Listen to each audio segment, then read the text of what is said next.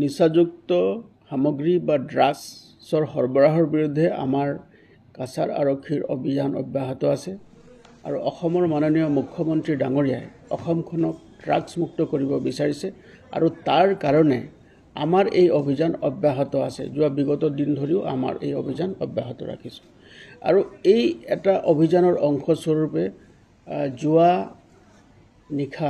আবেলি সময়ত আমি এটা বিশেষ অভিযান চলাইছিলোঁ।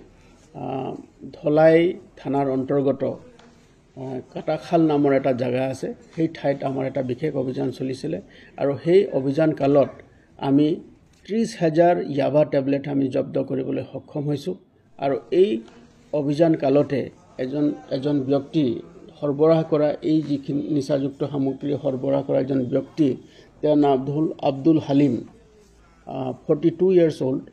তেওঁৰ দেউতাকৰ নাম আছিলে লেট মাদাছাৰ আলী লস্কৰ, সপ্তগ্ৰাম ধলাই, এই অঞ্চলৰ তেওঁ বাসিন্দা। তেখেতে এই গোটেই সামগ্ৰীখিনি সৰবৰাহ কৰিবলৈ চেষ্টা কৰিছিলে।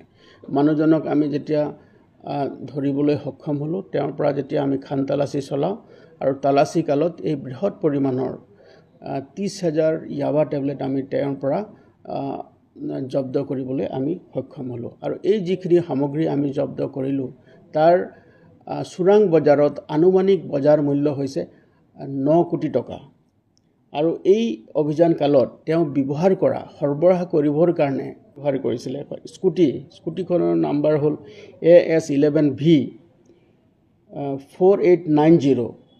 এই স্কুটিখন তেওঁ ব্যৱহাৰ কৰিছিলোঁ আৰু এই স্কুটিখনো আমি এই অভিযান কালত জব্দ কৰিবলৈ সক্ষম হৈছোঁ।